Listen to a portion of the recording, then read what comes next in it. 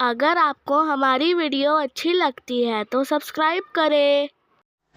अब मैं आपको एक हदीस सुनाता हूं और 3 सबक आज आपकी समाअतों के हवाले और खास तौर पर मेरी बहनों के हवाले में करना चाहूंगा। नंबर 1, सवाल पूछ रहा हूं, कितने लोग ऐसे हैं जो चाहते हैं कि कभी वो गरीब ना हो? कितने लोग चाहते हैं कि कभी वो गरीब ना हो? जितने लोग चाहते हैं हाथ ऊंचा करें, माशाअल्लाह। अब इस पर हुजूर की हदीस सुनिए सल्लल्लाहु अलैहि वसल्लम। आकाए करीम सल्लल्लाहु अलैहि वसल्लम ने इरशाद फरमाया, जो शख्स मियाना रवि इख्तियार करे, यानी बहुत उड़ाए भी नहीं, बहुत कंजूसी भी ना करे, मेरे आका सल्लल्लाहु अलैहि वसल्लम फरमाते हैं वो कभी गरीब नहीं होगा। वो कभी गरीब नहीं होगा, ये हुजूर का फरमान है। अब मुसीबतें आती हैं, दुआ करते हैं। अब ये 3 बातें बस आखिर में मैं अर्ज कर दूं, मेरी बहनें भी सुने, आप भी सुने और ये सबक यहां से लेकर के उठे। मुसीबत आती है तो दुआ के लिए हाथ उठते हैं कि नहीं उठते? जवाब दीजिएगा। इतना बड़ा मजमा है, मैं आपका जवाब सुनना चाहूंगा ताकि मैं समझा सकूं, मुझे लगे कि मैं आपको समझा रहा हूं और आप समझ रहे हैं। मुसीबत आती है तो हाथ दुआ के लिए उठते हैं कि नहीं उठते? उठते हैं ना। क्या समझकर उठते हैं? ये समझकर कि जिस मौला को हम अपनी बात पेश कर रहे हैं, अपना दुख पेश कर रहे हैं, वो मौला करीब है और वो हमारी बातों को सुनता है। इस तसव्वुर की वजह से कि मौला हमसे करीब है और हम उससे जहां से पुकारें वो हमारी पुकार को सुनता है। जवाब दीजिए, ये तसव्वुर होता है या नहीं होता? ऐसा जवाब नहीं, मुझे आज जरा समझाना है, बहुत अहम बात बता रहा हूं ना। ये तसव्वुर होता है ना? बस साथ में एक तसव्वुर आज बढ़ा दो। दुआ के वक्त जब तुम्हारा तसव्वुर होता है कि खुदा करीब है, गुनाह के वक्त भी ये तसव्वुर कर लो कि खुदा करीब है। गुनाह के वक्त भी जब गुनाह का इरादा हो, शैतान वर्गलाए, फौरन समझ लेना मैं कैसे गुनाह करूं, मेरा खुदा करीब है। दूसरी बात, हर वो काम छोड़ दो जिस काम के शुरू में बिस्मिल्लाह और आखिर में अल्हम्दुलिल्लाह पढ़ने के लिए मना किया गया हो।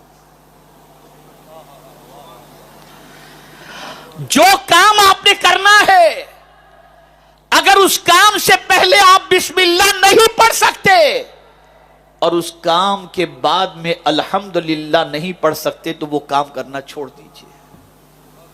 वो काम करना छोड़ दीजिए, आपकी जिंदगी गुनाहों से बच जाएगी। अब मेरी बहनें ये सबक यहां से लेकर के जाएं। आज की बच्चियां बनती संवरती हैं, औरतें बनती संवरती हैं कि कोई मुझे पसंद करे, शौहर पसंद करे। ये एक सोच होती है, मैं अच्छी तरीके से रहूं, मेरा शौहर मुझे देख करके खुश हो जाए। अच्छी चीज है और शौहर ही के लिए बनना संवरना चाहिए, दूसरे के लिए तो संवरना नहीं चाहिए।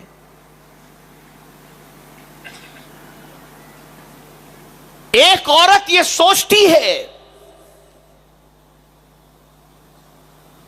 कि मेरा शौहर मुझे पसंद करे, या अगर गैर शादीशुदा लड़की है तो वो कभी रिश्ते के सिलसिले में बन संवर कर रहती है और उसके लिए हुक्म भी है कि घर में जब रहे तो अच्छी तरीके से रहे, कि कभी भी कोई मेहमान आ जाए तो वो इतनी गंदी न हो कि देख करके उससे घिन पैदा हो, बल्कि हमेशा जवान लड़की को अच्छी तरीके से घर में रहना चाहिए कि कभी भी कोई आए तो देख करके उसकी आंखों को ठंडक हो और अगर वो अपने बच्चे का रिश्ता करना चाहे तो कर सके। लेकिन आज मैं आपको बताना चाहूंगा کہ ہم ہر چیز کے بارے میں سوچتے ہیں کہ فلاں کو پسند، فلاں کو پسند، فلاں کو پسند۔ اب آج میں اپنی بچیوں سے اور بہنوں سے کہوں گا کہ ذرا آج میں تمہیں بتاتا ہوں اللہ کن عورتوں سے محبت فرماتا ہے، کیسی عورتوں سے اللہ راضی ہوتا ہے۔ عورت کس حال میں ہو تو اللہ اس سے راضی ہو جائے، تو فرمایا گیا عورت جب با پردہ ہوتی ہے تو اللہ اس سے راضی ہو جاتا ہے۔ اس عورت کو اللہ، وہ عورت اللہ کو بہت زیادہ اچھی لگتی ہے جو عورت با پردہ رہتی ہے۔ آج اگر ماؤں کی دعائیں بچوں کے حق میں قبول نہیں ہوتی، اس کی وجہ بے پردگی ہے۔ تاریخ اٹھا کر کے دیکھو کہ جب بارش نہیں ہوتی تھی تو با پردہ خاتون کے دوپٹے کا دھاگا لے کر کوئی اللہ کی بارگاہ میں دعا کرتا تھا تو اس دھاگے کی وجہ سے اللہ بارش کو نازل کر دیا کرتا تھا۔ تو اگر کوئی عورت یہ چاہتی ہے کہ اللہ راضی ہو جائے تو بے پردگی چھوڑ دو، با پردہ بن جاؤ، لیکن پردہ صرف لباس کا نہیں ہونا چاہیے، ذہن پر بھی گناہوں کے سلسلے میں، قلب کے اندر بھی برائیوں کے جذبات کے سلسلے میں پردہ ڈال دو، خیالات بھی پاکیزہ کرو، دل کے اندر اللہ عز و جل اور اس کے رسول صلی اللہ علیہ وسلم کی محبت بھی پیدا کرو، اور گناہوں سے اپنے رشتے کو توڑو۔ دوسری چیز جو اگر عورت اختیار کر لے تو اللہ اس سے راضی ہو جاتا ہے، وہ کیا چیزیں جانتے ہیں؟ وہ شادی شدہ عورت جو اپنے شوہر کی غیر موجودگی میں اس کے مال اور اس کی عزت کی حفاظت کرتی ہو، کوئی اسے کچھ بھی کہے مولا اسے نیک عورت فرماتا ہے۔ فالصالحات قانتات حافظات للغیب بما حفظ اللہ، اور ایسی عورت کو اللہ عز و جل، ایسی عورت سے اللہ راضی ہوتا ہے۔ اور اس عورت کا مقام کیا ہے جانتے ہیں؟ وہ ان چیزوں کا خیال بھی کرتی ہے، شوہر کی غیر حاضری کے اندر شوہر کی عزت اور مال کی حفاظت بھی کرتی ہے، اور شوہر اس سے راضی بھی ہے، تو نمازی جائے گا جنت کے اندر باب الصلاۃ سے۔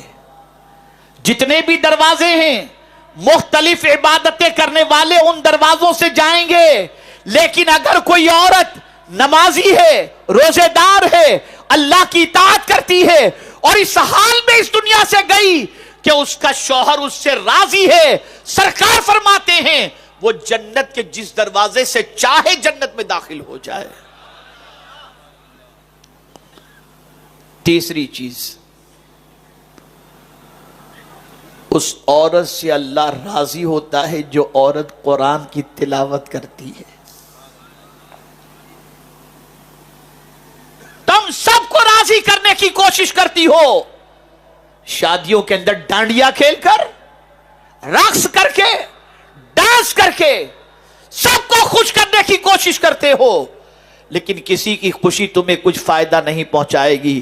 لیکن اگر اللہ کو تم نے راضی کر لیا تو دنیا بھی سنور جائے گی اور آخرت بھی سنور جائے گی۔ اور جب تم قرآن پڑھو گی نا تو اللہ راضی ہو جائے گا، جب قرآن کی تلاوت کرو گی اللہ راضی ہو جائے گا۔ اور بس ایک آخری بات عرض کر کے میں اپنی گفتگو کو ختم کرتا ہوں، اور وہ آخری بات یہ ہے، جب کسی کے کاندھے پر سر رکھ کر رونے کا دل چاہے، جب کسی کے کاندھے پر سر رکھ کر رونے کا دل چاہے تو قرآن اٹھا لو، اسے سینے سے لگاؤ اور جی بھر کر کے رو لو۔ قرآن کو سینے سے لگا کر جی بھر کر کے رو لو، یہ قرآن تمہارے سارے غم کو ہلکا کر دے گا۔